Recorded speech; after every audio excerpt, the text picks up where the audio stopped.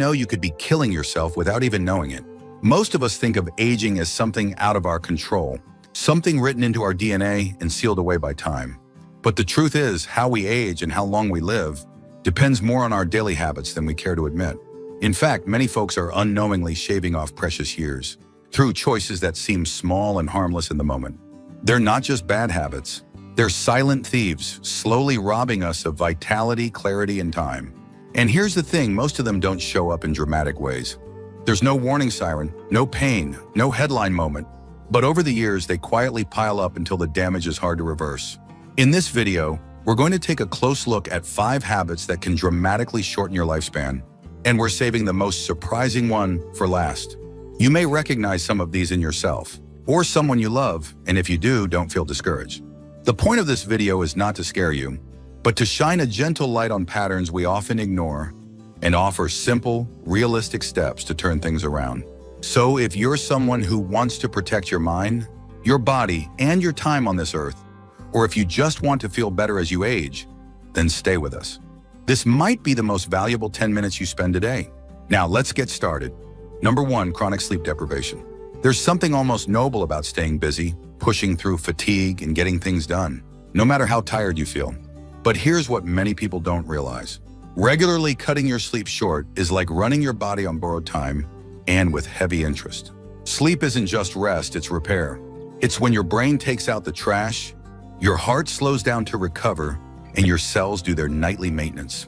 Skimping on sleep, even by just an hour or 2 a night, chips away at your mental clarity, your immune system, and your heart health.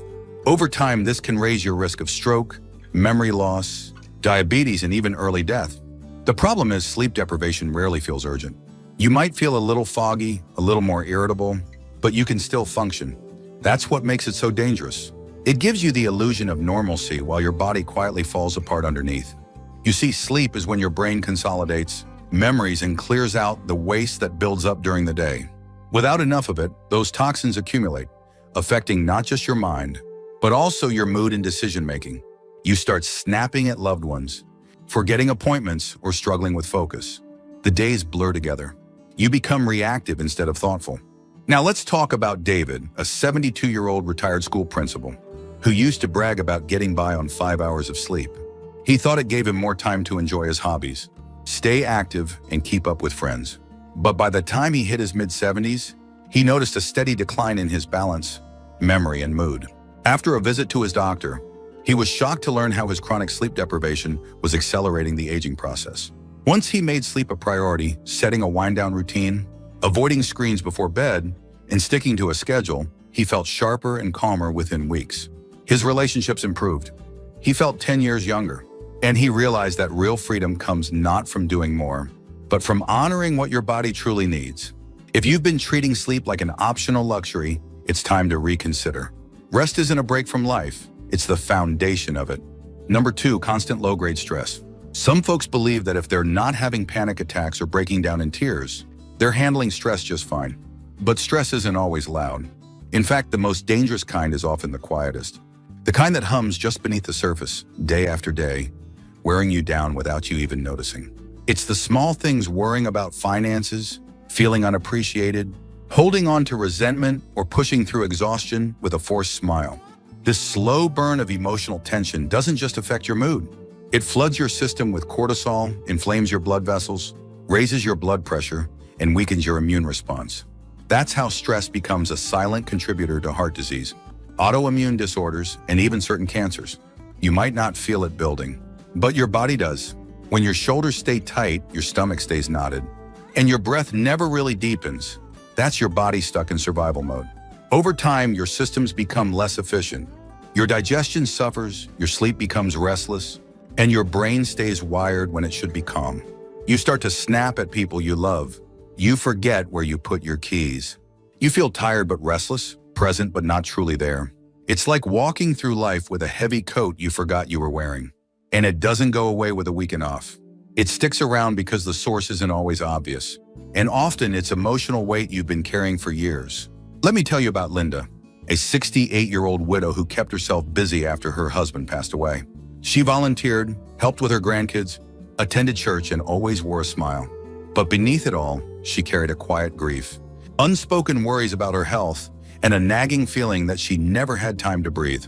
It wasn't until a routine checkup showed early signs of heart trouble that her doctor suggested a closer look at her stress levels. Linda began practicing 10 minutes of daily meditation, journaling in the evenings, and saying no to tasks she didn't truly want to do. To her surprise, her energy improved. Her relationships felt more honest, and her health stabilized. The weight didn't disappear overnight, but she stopped carrying it alone. Managing stress isn't about becoming emotionless. It's about creating space to feel, to process, and to rest. Sometimes that means asking for help. Sometimes it means forgiving someone who never apologized.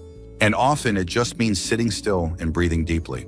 These small shifts don't just help you feel better, they help you live longer. If you're still watching this video and finding these insights valuable, please comment number 2 below to let me know you're here. And if you haven't subscribed yet, I recommend you subscribe and turn on the bell so you don't miss any videos. Your support helps us continue creating good content to inform and inspire you. Now let's move forward. Number 3, eating ultra-processed foods. Most people think of food as fuel, and that's true, but not all fuel is created equal. When your diet is made up mostly of ultra-processed foods, things like frozen dinners, packaged snacks, sugary cereals, and fast food, you're feeding your body chemicals, preservatives, and empty calories instead of the nutrients it needs to heal and thrive. These foods are often stripped of fiber, packed with additives, and engineered to be addictive. They don't just contribute to weight gain. They trigger inflammation, destabilize your blood sugar, and weaken your gut, which is deeply connected to your immune system, mood, and even your brain function. The tricky part is that these foods are convenient, cheap, and often taste good. When you're tired or rushed or just not in the mood to cook, grabbing a bag of chips or microwaving something out of a box feels harmless. But over time, the damage builds. Inflammation becomes chronic. Your energy dips, your skin changes, your memory feels a little duller, and you might chalk it up to age, but in reality, your cells are struggling to do their jobs because they're not getting the tools they need. You wouldn't expect a garden to thrive on soda and bleach, so why ask your body to? There's also the emotional side. Many people, especially older adults, turn to comfort foods when they feel lonely or nostalgic. A slice of pie reminds them of Sunday afternoons. A drive-through milkshake feels like a treat from better days. And while there's nothing wrong with enjoying food as an experience, problems begin when these foods become a daily habit instead of an occasional indulgence. It's easy to slip into routines, where the microwave becomes your main chef and colorful packaging replaces actual vegetables. The more often that happens, the more your body begins to struggle. Let me share the story of Carl, a 75-year-old former mechanic, who lived alone after his wife passed away. For years, he ate out of cans and boxes, not out of laziness, but because it felt easier and familiar. He didn't notice the changes at first. Just a little more joint pain, a little more fatigue, a few extra pounds. But when his blood pressure climbed and his doctor warned him about prediabetes, Carl knew he needed to change. He started simple, replacing his sugary cereal with oatmeal and fruit, swapping soda for water, and cooking one meal a day using real ingredients.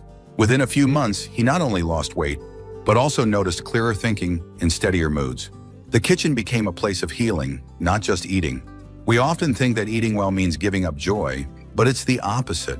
When your body feels nourished, life becomes lighter. The aches lessen, the fog lifts. You have more to give to others and more to enjoy for yourself. It's never too late to trade convenience for vitality. A few small changes can restore decades of health that processed food quietly took away. Number 4, social isolation. There's a kind of silence that's louder than noise. The kind that fills a house when no one's called in days, when dinner's eaten alone, and when laughter becomes a memory instead of a sound. Social isolation doesn't just affect your mood.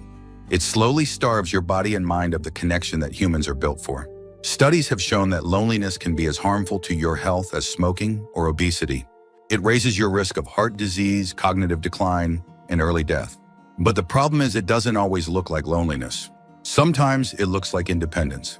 Sometimes it looks like keeping to yourself so you're not a burden. There's a difference between solitude and isolation. Solitude can be peaceful and nourishing, especially when chosen. But isolation creeps in when connections fade and routines become rigid. Maybe your children moved away. Maybe your spouse passed on. Maybe health issues make it harder to get out. The reasons are understandable, but the impact is the same. Your brain needs stimulation. Your heart needs laughter. Your body thrives on affection, even if it's just a hand on your shoulder or someone remembering your name.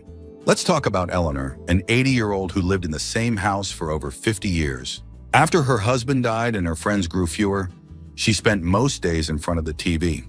She told herself she was fine, that she liked the quiet, but deep down, she missed conversation. She missed being needed. Her doctor noticed changes, slower speech, more confusion, and signs of depression. At her daughter's urging, Eleanor started attending a local senior center once a week. At first, she resisted. She didn't want to be seen as someone who needed help. But once she started going, everything changed. She made new friends. She laughed again. Her energy returned. She felt like herself. Here's the truth: relationships are medicine. Community is as vital as vitamins. And being seen, heard, and loved adds years not just to your life, but to your spirit. You don't need dozens of friends or constant company. Just one person who knows your story and cares about your day can make a world of difference. If you've pulled away from people, whether because of pride, habit, or fear, it's never too late to reach out. Call someone, write a letter, invite a neighbor for coffee, open the door to connection. Because the heart, just like the body, needs regular care, and it heals faster in the presence of others. If you're still watching this video and finding these insights valuable, please comment number 4 below to let me know you're here. And if you haven't subscribed yet, I recommend you subscribe and turn on the bell so you don't miss any videos. Your support helps us continue creating good content to inform and inspire you. Now let's move forward. Number 5, always holding it in emotions or urine. This one might surprise you, not just because it's rarely talked about, but because it affects more people than you might think. Many folks, especially as they age, get into the habit of holding things in. And I don't just mean their emotions.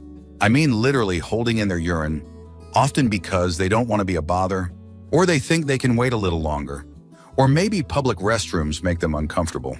Over time, though, this habit quietly puts serious strain on the bladder and kidneys, increases the risk of urinary tract infections, and can even contribute to long-term damage in the pelvic floor muscles. What seems like a minor inconvenience adds up, especially when combined with age-related changes in urinary health. But the emotional side of this habit might be even more damaging. Holding in your feelings, whether it's grief, frustration, sadness, or even joy, can create a kind of inner tension that doesn't go away on its own. Just like pressure builds in a balloon, emotions that aren't expressed find other ways to surface, maybe through chronic pain, digestive issues, anxiety, or sleep problems. The human body is wise and it always looks for release. If you don't give it space to speak, it will whisper through symptoms, and eventually those whispers get louder. Let me tell you about Walter, a 76-year-old man who prided himself on never complaining. He grew up believing that real strength meant staying silent, not burdening others, and toughing things out. For years, he pushed through back pain, ignored signs of depression after retirement, and even avoided bathroom breaks during long outings because he didn't want to appear weak. Eventually, the combination of physical strain and emotional suppression led to a hospitalization for a severe urinary tract infection and symptoms of clinical depression. It wasn't until his recovery that Walter began to understand there's no bravery in pretending you're fine when you're not. True strength lies in listening to your body and respecting your limits. There's an old saying, what you resist persists, and that's especially true when it comes to your health. Ignoring signals, whether it's a full bladder or a full heart, doesn't make you tougher. It makes you more vulnerable. Learning to excuse yourself for a bathroom break, or to tell someone how you really feel, or to cry when you need to, that's not weakness. That's wisdom. That's the kind of self-respect that adds years to your life and life to your years. So take this as a gentle invitation. Next time your body or heart says, I need a break, listen. Step away. Speak up. Let go. What you release today could be the very thing that heals you tomorrow. Final thoughts. The habits we've talked about today aren't always loud or obvious. They don't make headlines. They don't show up with flashing red lights, but they matter. They shape the way we age, the way we feel, and ultimately how much time we get to spend with the people we love and doing the things that matter most. The good news is this: it's never too late to change. You don't need to become a different person overnight. You just need to notice the patterns that are quietly stealing from your future and choose one moment at a time to do something different. Maybe that means going to bed 30 minutes earlier. Maybe it means calling someone you've been missing. Maybe it's swapping a frozen dinner for something fresh, or letting yourself cry for the first time in a while. Small things done regularly make a bigger difference than grand gestures done once. It's not about chasing perfection. It's about choosing care. Care for your body, care for your mind, care for your time. You've made it this far in the video, which tells me something important. You care about your life. You care about your health. You're not someone who's just letting the years pass. You're someone who wants to be here fully. Someone who still has things to give and memories to make.